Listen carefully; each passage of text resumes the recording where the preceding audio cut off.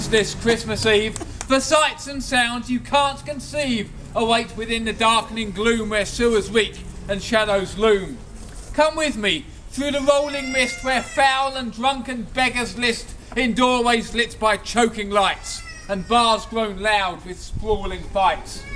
Come with me through the growing damp to where there burns a lonely lamp, where ere this Christmas Eve grows late, one man, in fear, will face his fate. Behold, our hero, if you can attach that word to such a man, fair Ebenezer Scrooge. No shirk, for even now he's still at work. Cratchit! Bob, you stupid fool! You're sitting out there on your stall from dawn till dusk and day till night and still can't get the invoice right. I really am afraid to say that what you're seeing here today is really not unique at all. Generally, as a rule, old Ebenezer once a week gives his purse strings quite a tweak and seeks greater economy. Cash or Cratchit? Let me see. Yes, you can believe your ears. It's just as it at first appears, with heart so dark it's almost black. Behold, old Scrooge gives Bob the sack. Cratchit! Bob, please get in here. Just for a minute. Lend an ear. Profits are down. The outlook's bleak. You're sacked here, Bob. You leave next week. But sir! But sir! That's my union. But sir, 1 week, that's just not right. Fair enough then. Leave tonight. Clear your desk, collect your hat, and on the way out, feed the cat. So poor Bob leaves. At Christmas, with a family and no job. I think he can do better than that. Poor Bob leaves. And home he's sent, wondering how to pay the rent, while Scrooge, not stopping for a rest, settles back down at his desk. Time draws on. The night grows old, and with it grows a creeping cold that reaches underneath the door and crawls across the office floor. Scrooge! A voice he thinks he knows. Scrooge! A voice from long ago. Ebenezer! Can it be? Ebenezer! Marley? It's late and you should be in bed. And you, dear Marley, should be dead.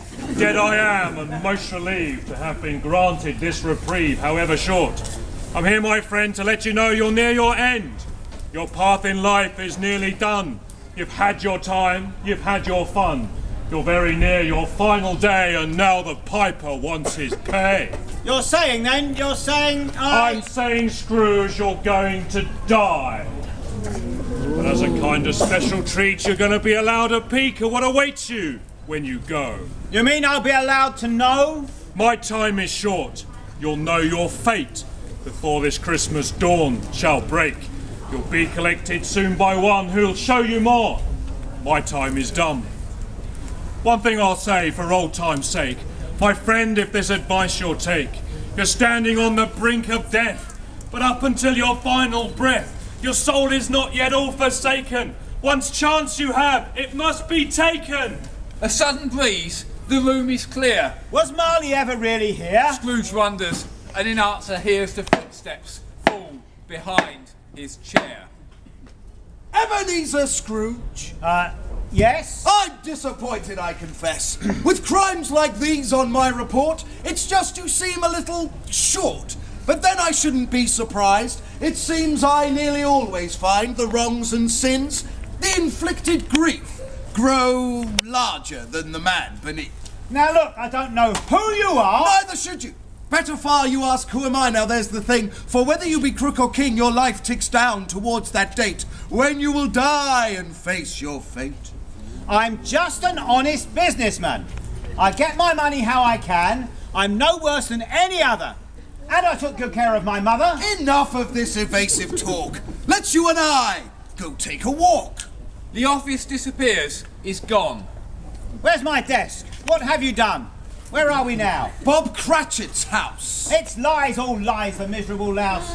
He was treated well and fairly paid, and that is all I have to say. Then do shut up, just look at that. His worn-out suit and battered hat. He's nothing more than skin and bone. The meagre pay that he takes home would barely pay for milk or bread. The blame for this falls on your head.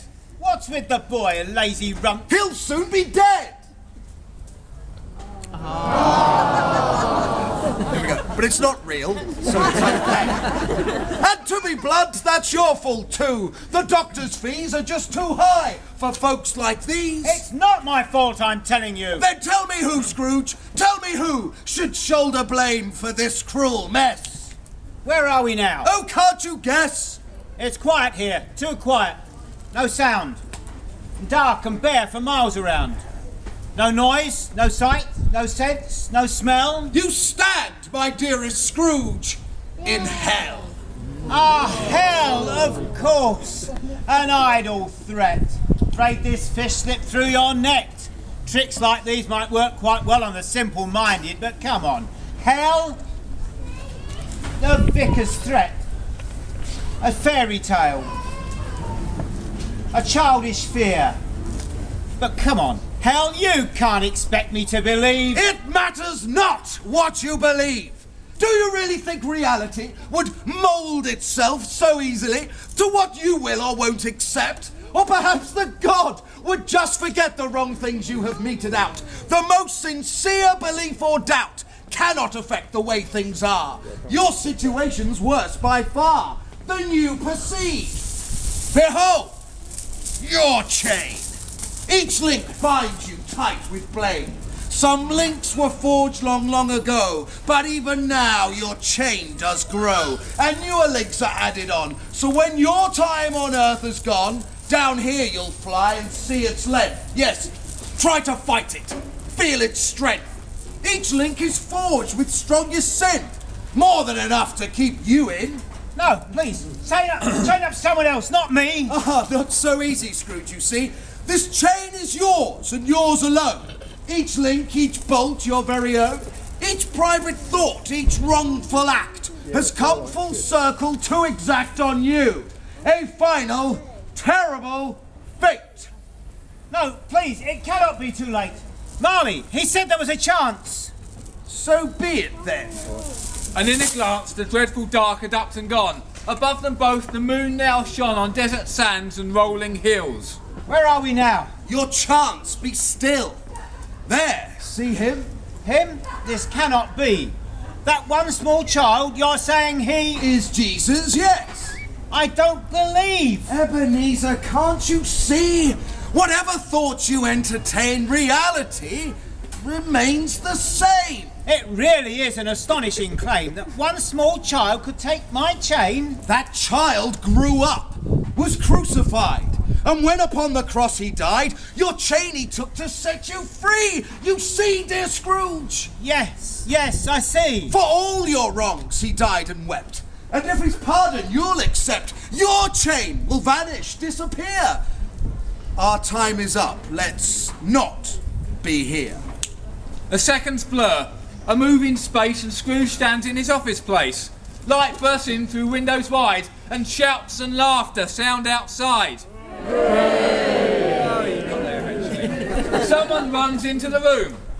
Cratchit, that's so soon. Oh, sorry, sir, I'll soon be gone. There's just some tidying to be done.